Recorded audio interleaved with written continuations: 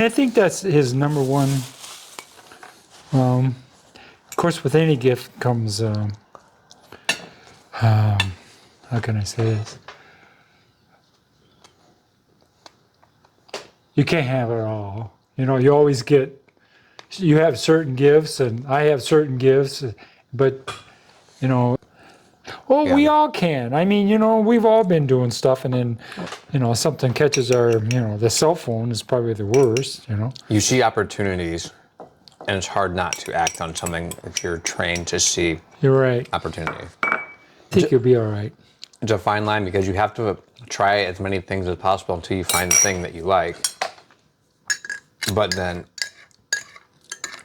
Well, see, his goal, and it's an honorable goal, is he wants to work at home and be with his children and be able to support them, which is an honorable, but it's hard to do.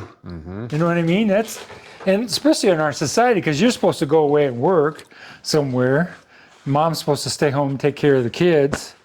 right? And you're supposed to go out and raise the money, you know. But then if you're a really good provider, and you really are a good provider, and you work a lot, now you're a no good father because you're emotionally away from the family. So you kind of, being a man, you're kind of screwed in a way. It's a fine line. It's a huge fine line. Right. It's like walking on a razor. If you slip, there's blood. Yep. And and every day you slip in some way. Yeah, I mean, yeah. Yeah.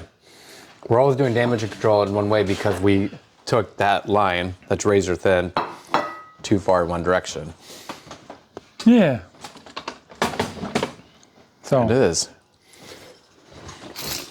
I'm not saying that women have it easy. I mean, you know, having a vagina is not easy in our world today, you know.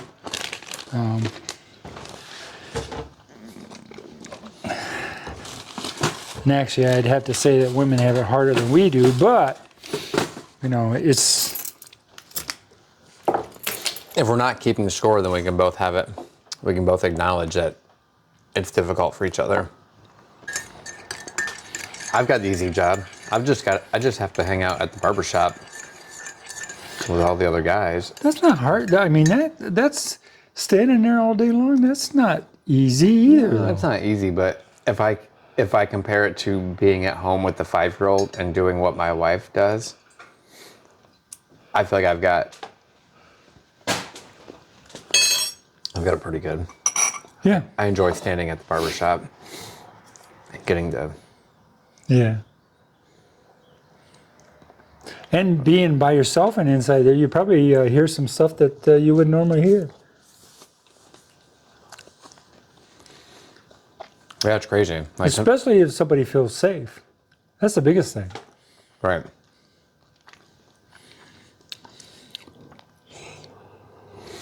Yeah, and to watch people navigate things sometimes, from like haircut to haircut.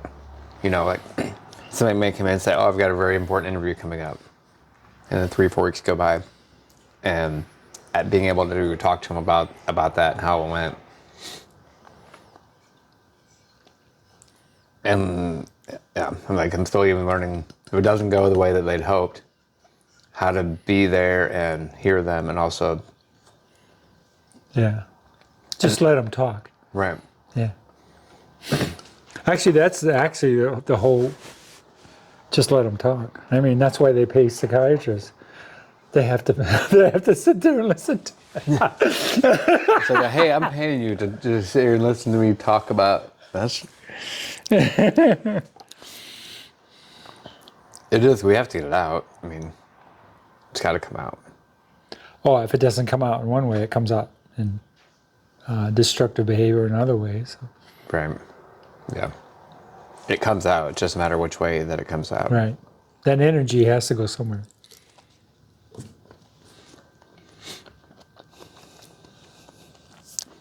That's the part that makes me not push to add people into the barbershop. Yeah. Okay, what's going on? Hello? Electrons, are you working?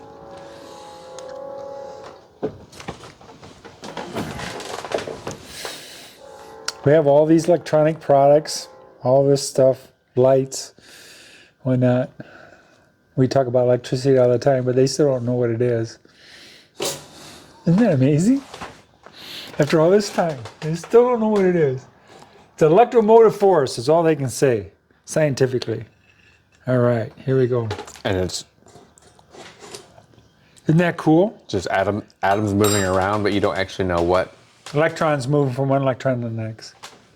And the electricity doesn't go through the wire, it goes around the wire. Goes around the wire. It goes around the wire. Yeah. It doesn't go through the wire. So it's on the That's why the bigger wire that you got multiple, it's not solid. Well, for one thing, if you made it solid, you couldn't bend or move it. You know what I mean? Mm-hmm. But if you notice bigger cables, they've got a whole bunch of smaller wires inside of it. That way, every one of those wires carries current around the outside of it. Oh, okay. And the copper, or the conductor, attracts or holds on to those. The electrons.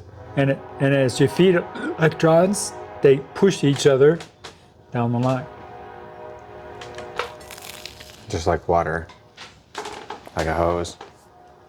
It's just like water. In fact, I use water to differentiate between electricity and. So, the smaller the wire, the higher voltage you can go, less amperage. Okay. So, if you have lower voltages, you need, say, 200 amps, you need a bigger wire. But if this, say we go to 13,000, you only need a wire the size of even smaller than a battery cable. Because there's no amperage there. Because it balances out.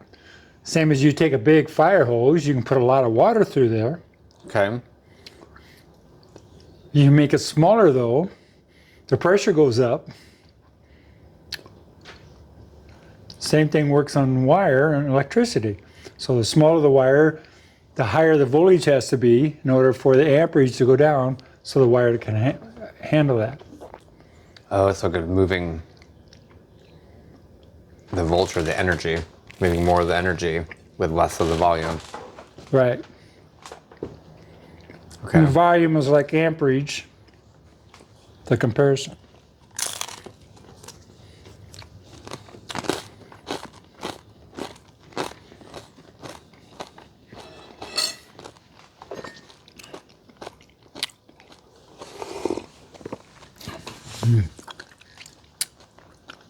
Good sandwich.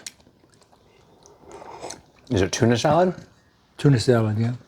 Did you? Barbara made up tuna salad yesterday for a sandwich, and then instead of, there's enough there for two, so instead of, she put it in a dish and a couple pieces of bread and just make my own. So. Perfect. Yeah. And it's not peanut butter and jelly. It's not peanut butter and jelly, no.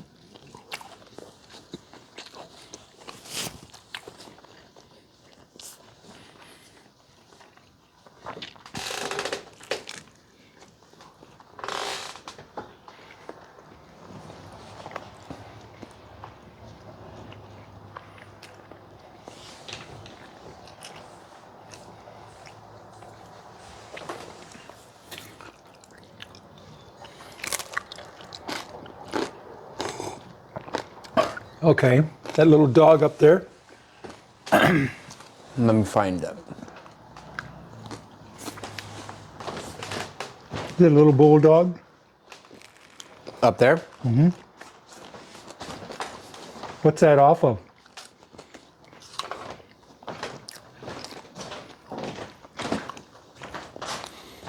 That bulldog. That bulldog, yep. You got it. I'm going to turn on the light. So how'd that symbol come about? Any idea? I don't know. It looks like it's from a Mack truck. You're right. Absolutely. It's from a Mack truck. It's the hood armor off of a Mack truck. It's a dog, Mack dog. How did?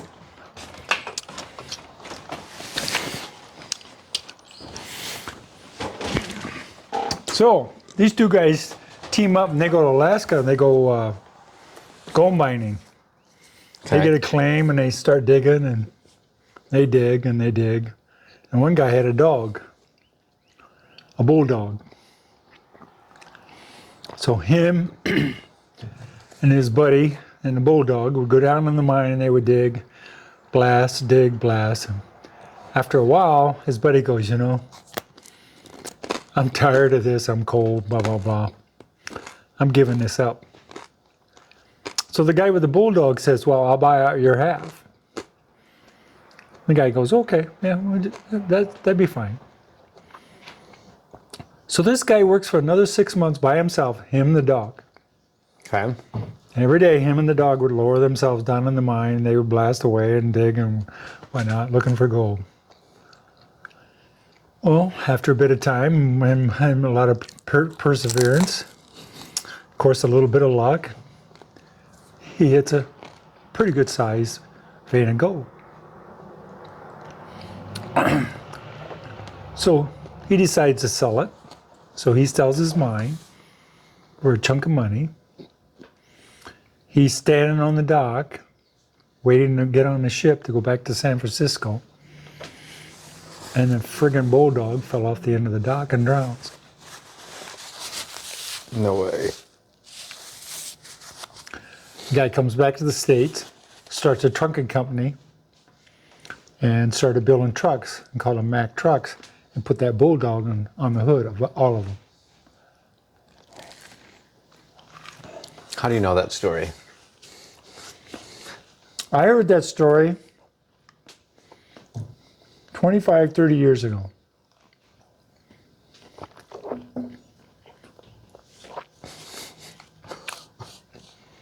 Supposedly it's supposed to be true.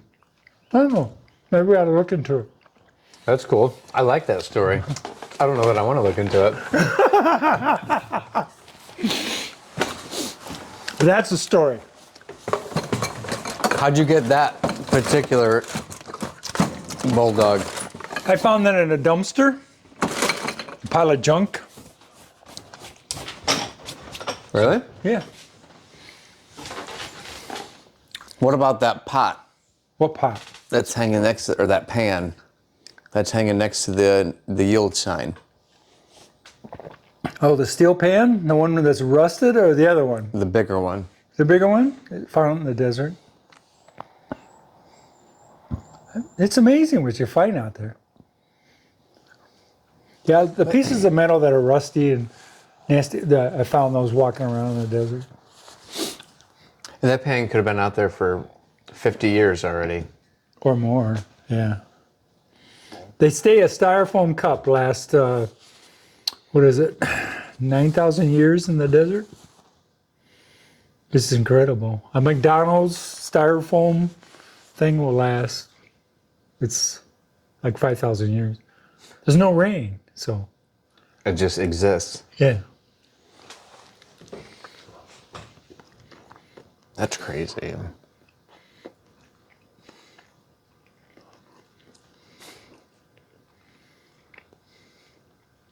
So when you're walking out there in the desert, you'll park and you just go for a walk because this. Oh, this creek looks interesting.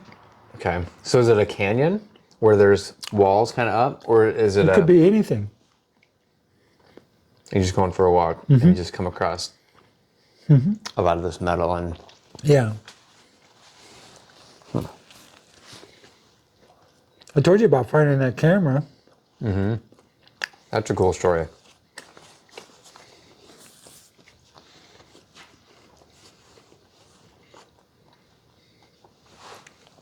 You found that tractor seat out there? No. Where did I get that tractor seat? I think somebody gave that to me.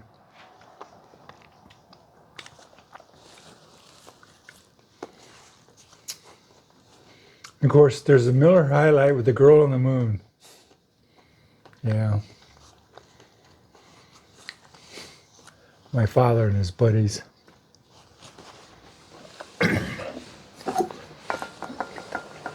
My father drank Miller High Life. I don't know if you remember the older Miller cans. They're hard to find. The black ones? And they had the girl on the moon on them. See the girl on the moon there? I remember the bottles have that still. Yeah, but it used to be the cans. I think I have a can at home. I don't think I have it here. Anyway, it was my job. My father and his cronies, they would, of course, a case of beer, of course. And then they had a bunch of these empties. It was my job to run down. There was an old dogwood tree. We lived out in the country, and there was a great big ravine. And down the ravine a ways, about so far, there was a big old dogwood tree, huge thing. And my job to run down the hill, set the beer cans up, and then they would sit up there and drink their beer and shoot. And the whole object of the game was to shoot the girl on the moon, hit her right in the head. So they'd shoot a couple rounds or whatever, and I'd have to go down there, get them, bring them back, and they'd look at them and discuss about them, and then I'd take them back down and set them back up again. So that was my Sunday afternoon. Running up and down the hill to. Yeah. Did they get The pretty girl on the moon. good at hitting and doing it? I guess there's a bunch of guys sitting around drinking, right? So And, it's like all that. And they get worse and worse as the afternoon goes on.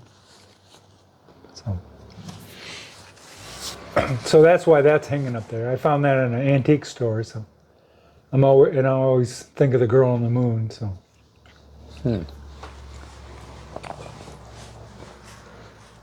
I wonder why that is the symbol for that. That's a good question. And she's sort of Spanish in a way. That dress suggests Spanish. The hat and the boots. You know what I mean? South or You're right. southwestern sort of. Like a salsa. Yeah. Even the colors.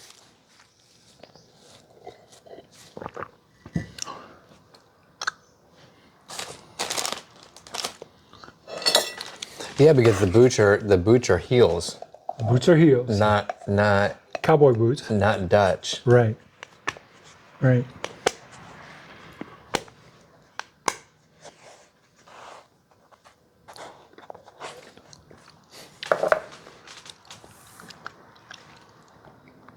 The details and things when you take the time to actually stop and look at it.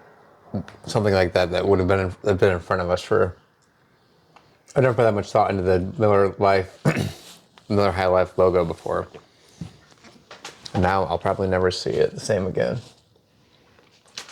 And then that one right there is Bill Patterson, Calvin and Hobbes, which is still is the greatest comic strip ever. He never took any money for making copies of Calvin and Hobbes. Everything you see, like in the stores, has Calvin and Hobbes look-alike on it. It's not legal. He never released anything. He never sold like a copyright to anybody to use Calvin and Hobbes. No. That's when he passed away. That was just No, it. he hasn't passed away. Oh, he hasn't. He just He did just a comic strip for. You should read about him. He is really, really cool. And his comics are really heavy. I mean, they got some real meaning to them. And what it is Calvin and Hobbes. And Calvin and Hobbes was a couple of philosophers. And the tiger is only alive when he's by himself. Otherwise, he's a stuffed tiger. And they get into all kinds of philosophical discussions. It's actually very heavy. Really? Yeah. Yeah. Just type on the internet, Calvin and Hobbes. I remember seeing it in the newspaper. Like in high school, we had the newspaper, and growing up with the newspaper and seeing Calvin and Hobbes in there. But neither, as a kid, I didn't spend much time in the comic strips. And yeah. Well, see, I got into comics when I delivered papers, especially on Sundays. Because the Sunday paper, a lot of times, come in two sections. They had the inner section with all the ads and comics and blah, blah, blah. And the comics were always on the outside. And then what you do is you pick up the paper, the normal paper. Of course, it was bigger than normal, and you put that on the inside. And the Sunday paper was like this thick, but Snoopy was on the top. So anytime I made up my bundle, I always read Snoopy first. Yeah. See, I carried papers from the time I was 9 years old. 8 years, 9. I was pretty young. How'd you get that job? You just back in them days, being a paper boy was like being a Cub Scout. Everybody was a paper boy, or most of the time. You just went and did it. You just went and did it, yeah.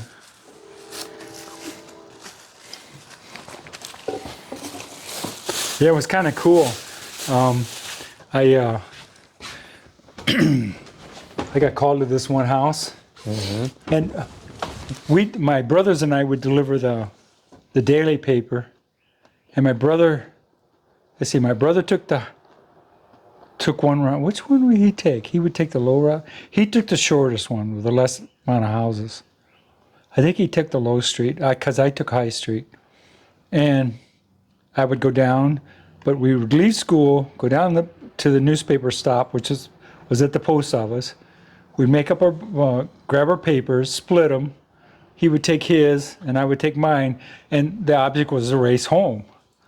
Okay. Of course, he had less papers than I, but home was that way, and we delivered papers on the way.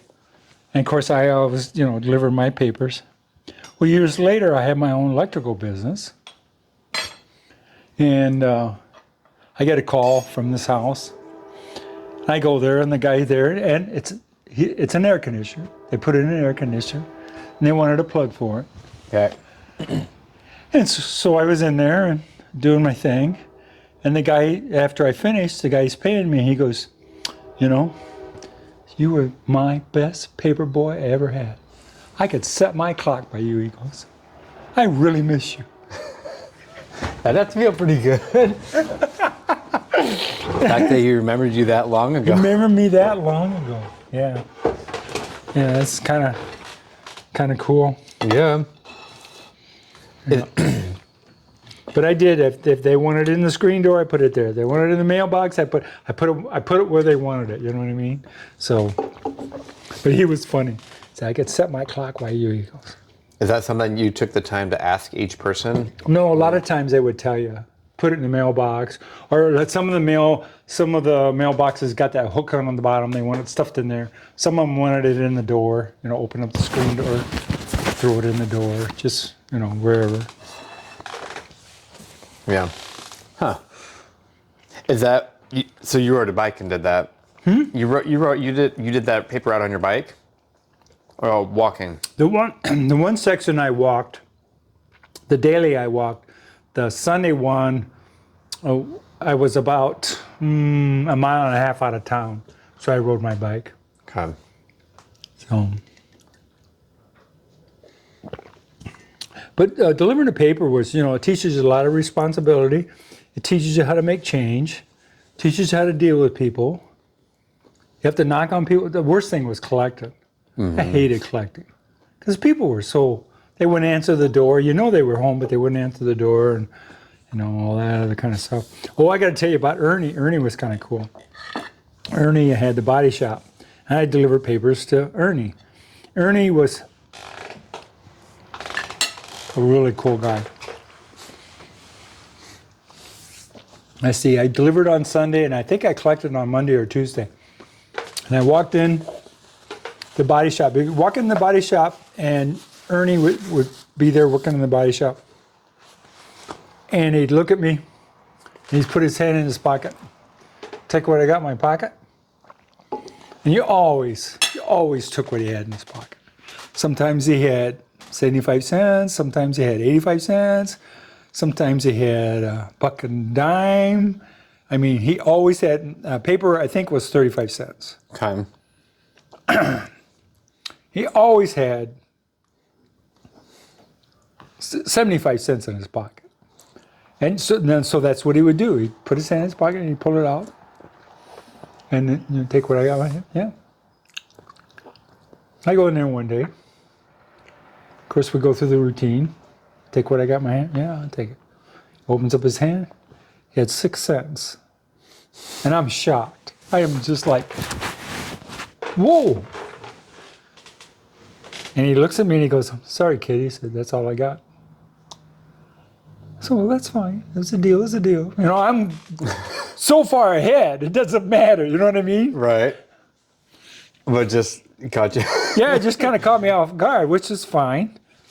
And so I dealt with it. Oh, that's fine. I give him his, they had those little stubs you tore out of your book. Handed it to him. Did my route. 2 days later, IRS is in his business shutting him down for not paying taxes. I think he gave me his last 6 cents. That's, wow. Did you ever see him again after that? Never did.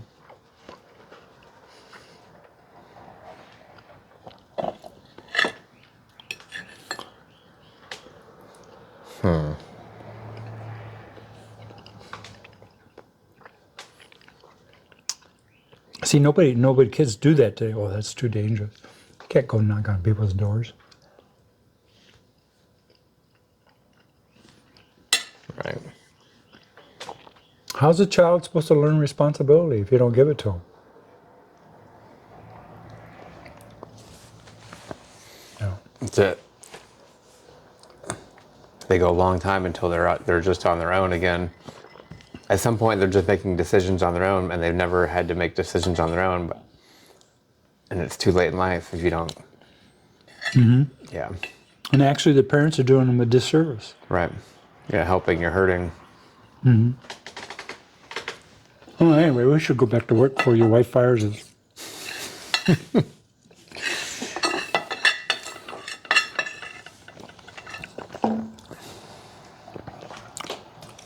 We got to make that light work. That's cool.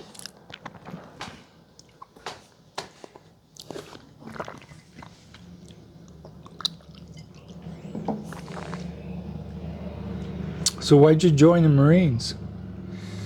I joined the Marines because at that time, it was a belief that you had to go to college to do anything.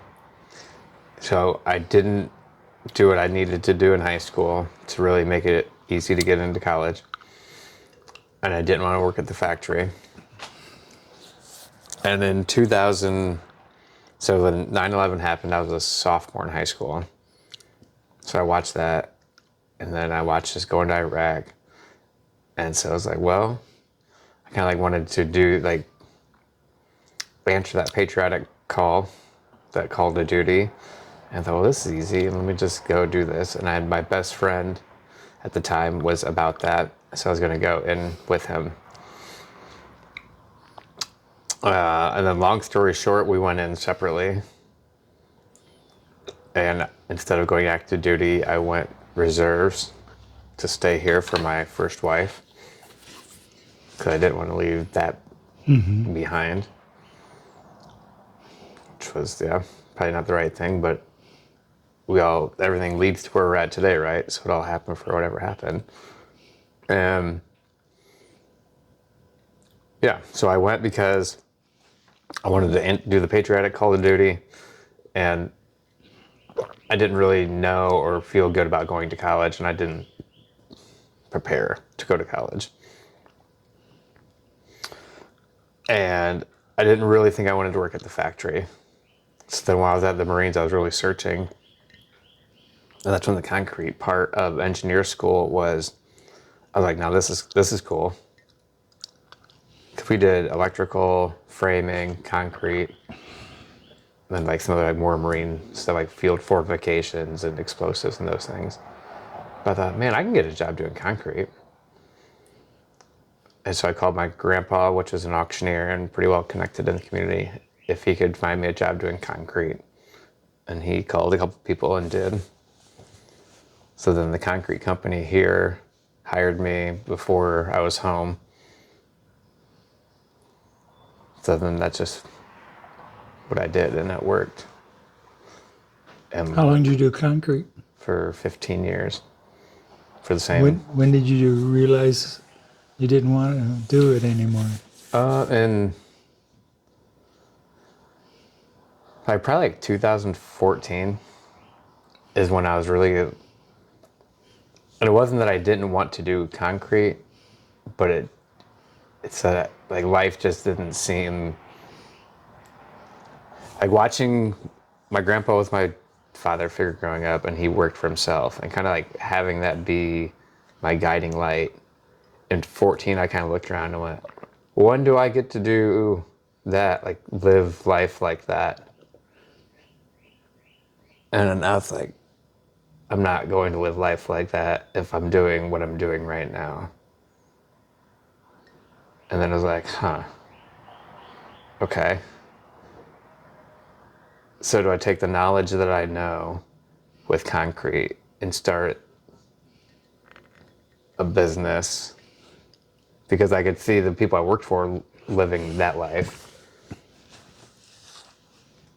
And I thought, well, I don't want to compete with that, and I don't really want to do, it just seemed like a lot from where I was.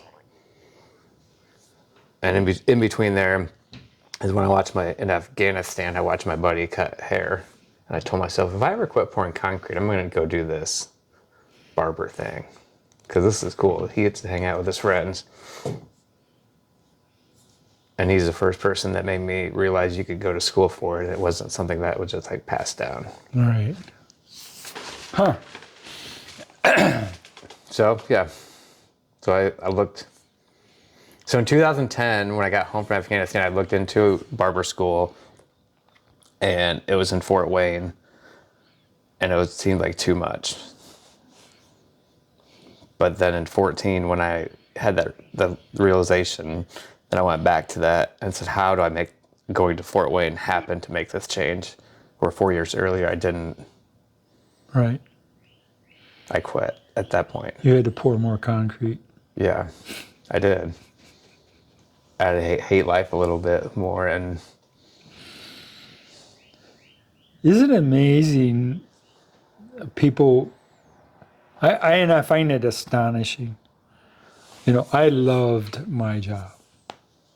I would work at that job for $3 an hour. I mean, seriously, I loved it. mm-hmm. And I just so happened to fall into a trade that, you know, treated you well if you worked in the electrical field. And the electrical field is so vast. It's so unbelievable. You can go in so many different areas and still be considered an electrician. You know what I mean? And every day I learn something new. Still in electrical. Yep, I would go in. My favorite was to go in and have a problem dropped in my lap. The day shift been working on for 4 or 5 hours, pulling their hair, changing this, changing that. I call them Easter egg hunters. Maybe it's this, maybe it's that. You know, they would just relax, take a look at it. Yes, it's a complex problem. Most complex problems, though, are very simple to fix. It's a matter of finding where. Yes. And I don't know how many times, I mean, people would be on something and they'd be banging their heads out for 4 or 5 hours. They got shit tore all apart. What's the problem? Well, it's doing this and doing. Then I end up spending 45 minutes to an hour putting it all back together again to where it was at and get back to the original problem and then go from there. Where they were over here messing around, the problem's over here. So, I don't know. And I can't explain it. I would just stand there and look at it and think about it for a bit, and I would go, oh, that's what's wrong. And they would look at me and they would go, how did you do it? What? They would get upset with me. How did you do that?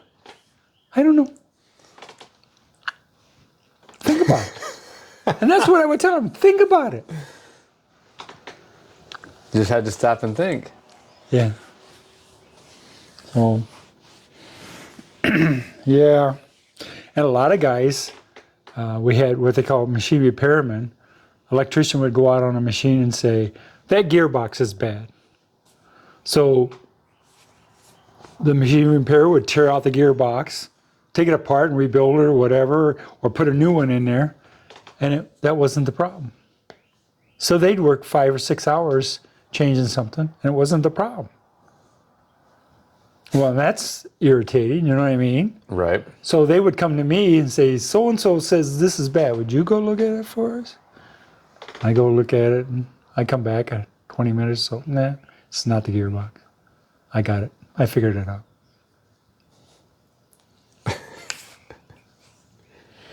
Yeah, that happened more than once.